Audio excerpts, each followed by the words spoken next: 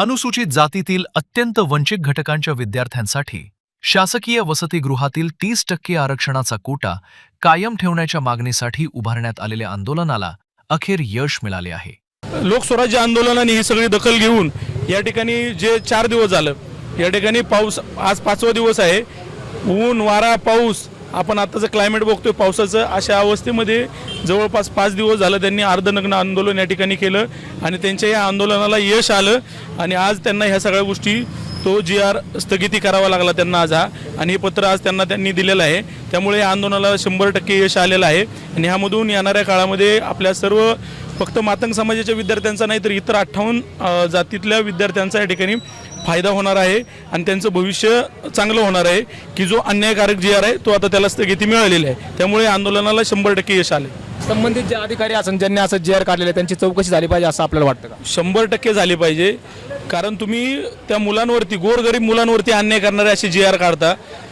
हिटलरच्या काळात जसं एखादा नियम लागू करायचे तसं तुम्ही अचानक कुठल्याही ह्यांना समाजाला अथवा कुणालाही ते विचारात न घेता अचानक तुम्ही असे GR लादता ज्या माध्यमातून अनेक विद्यार्थ्यांवरती अन्याय होतो। असे GR त्यांनी इथून पुढे काढले नाही पाहिजे। समाज कल्याण विभागाच्या नव्या परिपत्रकामुळे विद्यार्थ्यांमध्ये निर्माण झालेल्या अन्यायाच्या पार्श्वभूमीवर लोकस्वराज्य आंदोलनासह विविध सामाजिक संघटनांनी तीव्र आंदोलन केले होते। अनुसूचित जातीच्या विद्यार्थ्यांना जो काही नियम आहे 1984 वर्षापासूनचा जो नियम बनवलेला आहे त्या नियमाचं उल्लंघन सरकारच्या पातळीवरच झालेलं होतं, परंतु समाजातले सजग लोक, जबाबदार पदाधिकारी असतील, लोकप्रतिनिधी असतील, संघटना असतील, वेगवेगळ्या ठिकाणी काम करणाऱ्या, त्यांनी वेळेस सरकारमध्ये असलेल्या लोकांचा हेतू ओळखला आणि आपापल्या पातळीवर निवेदन देण्याचं काम या ठिकाणी केलं।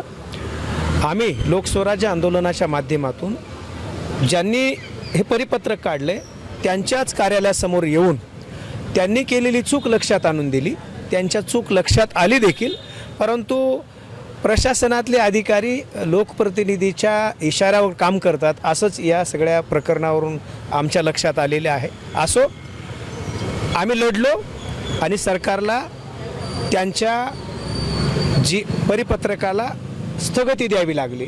हा एक प्रकारे इथल्या प्रामाणिक, इमानदार, लढाऊ, स्वाभिमानी आणि सामाजिक बांधिलकीने काम करणाऱ्या कार्यकर्त्यांच्या मेहनतीचा आणि संघर्षाचा हा विजय आहे।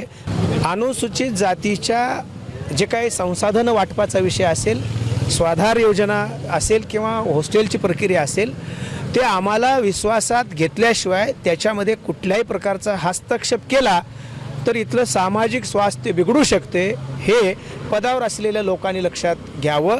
अशा प्रकारची भूमिका आम्ही ह्या निर्णय घेऊन जेव्हा अधिकारी समाज कल्याण विभागातले आले त्यांच्यासमोर आम्ही स्पष्ट केलेलं आहे। या आंदोलनाची दखल घेत शासनाने संबंधित वसतिगृह प्रवेशाचे नवीन परिपत्रक अखेर रद्द केले आहे। त्यामुळे अनुसूचित जातीतील वंचित विद्यार्थ्यांना मोठा दिलासा मिळाला आहे।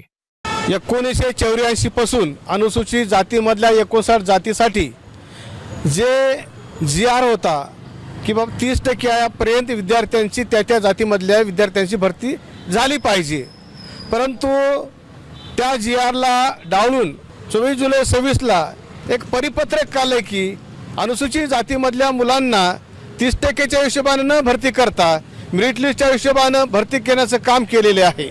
महाराष्ट्रामध्ये शेकडो वसतिगृह आहेत आणि या पद्धतीने जर भरती झाली तर उरलेल्या 58 जातीच्या मुलांना शिक्षणाची संधी मिळणार नाही। या परिपत्रकाला हाणून पाडण्यासाठी आणि पूर्ववत 1984 GR लागू करण्यासाठी आम्ही या ठिकाणी लोकस्वराज्य आंदोलनाच्या माध्यमातून 10 ऑगस्ट पासून आजपर्यंत म्हणजे आता 14 ऑगस्ट आतापर्यंत आम्ही अर्धनग्न तीव्र स्वरूपात आंदोलन केलं। 26 जुलैचा GR रद्द करून ॲज इट इज ते पुढचं पूर्व GR लागू करतील 1944 अशा प्रकारे ते आम्हाला लेखी स्वरूपात पत्र दिलेले आहेत। आंदोलनकर्त्यांनी हा निर्णय सामाजिक न्यायाच्या लढ्याचा विजय असल्याचे सांगत शासनाचे आभार मानले आहेत। काही मान्यांनी पत्रव्यवहार केलेला आहे, अमित भाऊ गोरके असतील, सुनील भाऊ कांबळे असतील, यांनी पत्रव्यवहार केला, परंतु त्याची दखल मुख्यमंत्र्यांनी घेतली। आज हे आंदोलन यशस्वी झालं त्यासाठी या ठिकाणी अविनाश सर बागवे मातंग समाजाचे नेते या ठिकाणी आले. त्यांनी या ठिकाणी सहकार्य केलं लोकस्वराज्य आंदोलनाला आणि हे आंदोलनाला यश आलं आणि आम्ही पुणे शहर जिल्हा मातंग समाजाच्या वतीने ह्यांचा आभारी मानतो आणि असं इथून पुढं लोकस्वराज्य आंदोलनाला आम्ही सर्व एक ताकदीने कधी समाजाच्या चांगल्या निर्णयासाठी आम्ही 100% पाठिंबा देऊ. पुण्यातून डॉक्टर बाबासाहेब आंबेडकरांचा साहित्य सम्राट अण्णाभाऊ साठेंचा, क्रांती लहुजी साळवेंचा, छत्रपती शाहू महाराजांचा, छत्रपती शिवाजी महाराजांचा, महात्मा फुलेंचा, सावित्रीबाई फुलेंचा, भारतीय संविधानाचा